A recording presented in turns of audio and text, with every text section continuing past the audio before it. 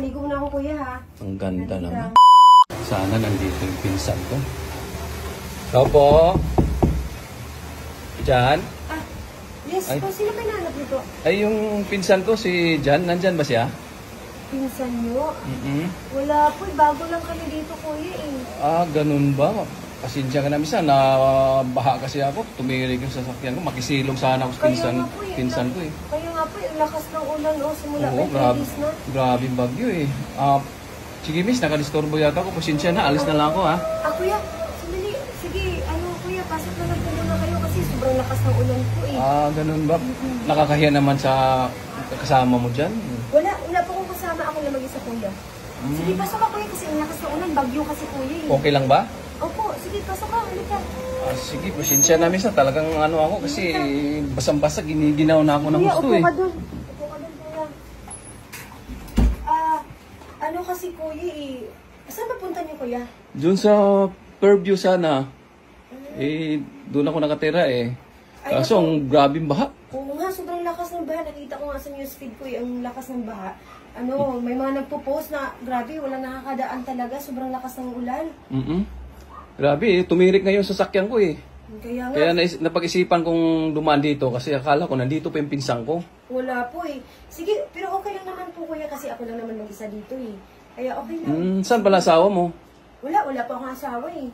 Ay, ganun ba? Sa ganda mo na yan? Wala ka pang asawa? Ay naku, wala kuya. Hindi ako mag-aasawa kuya kasi alam mo naman sakit na yun sa ulo kuya eh. Hindi naman. Depende lang yun sa mababait yung magiging asawa mo eh.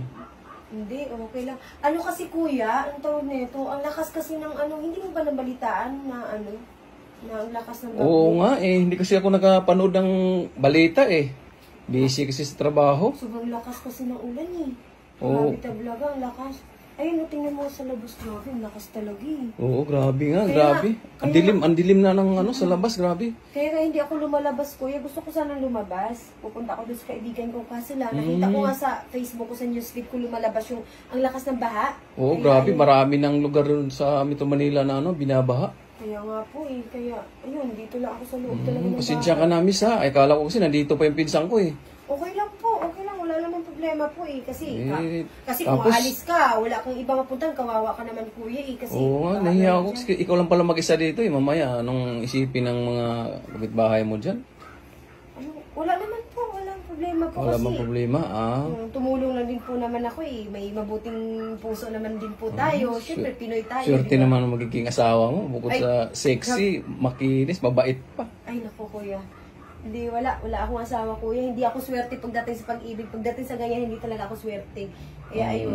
Hindi naman. Huwag ka namang sa dami sa kagandahan mo na yan. Sigurado dami mabighani Kuya, sa'yo. gusto mo ng kape? Sige. Gusto mo ba magkape? Sige, magpainit ako ng papainit. kuya ha. Sige. Nakabala tuloy ako sa'yo, miss. Ay naku kuya, okay lang po. Wala ka bang lakad? Ay, sabagay, bagyo pala, no? Ano ako makalakad kuya, hindi ka na makadaan eh. Kasi nga ang lakas ng bagyo, di ba? Oo nga eh. Kaya nakakaawa ka naman po kung diretso ka, punta din doon. Sige. Thank you talaga, miss ha. Ano pala pangalan mo? Jen po, Jen. Jen. Ako pala si, Rodel. Rodel. Sige, Kuya Rodel, maligo muna ako habang nag-antay tayo ng mainit na tubig. Merong kape dyan, baka, sige, magtimpla na lang ako. Maligo muna ako ha, kuha mo na akong tuwalya. Sige. Maligo muna ako kasi. Pasensya ka na ha. Sige, okay lang po. Kasi mamaya alis na rin ako. Antay mo na lang na mawala yung ulan. Kasi sobrang lakas ng baha talaga kuya. Di ba di ka makadaan eh. Sige, maligo muna ako kuya ha. Ang ganda naman.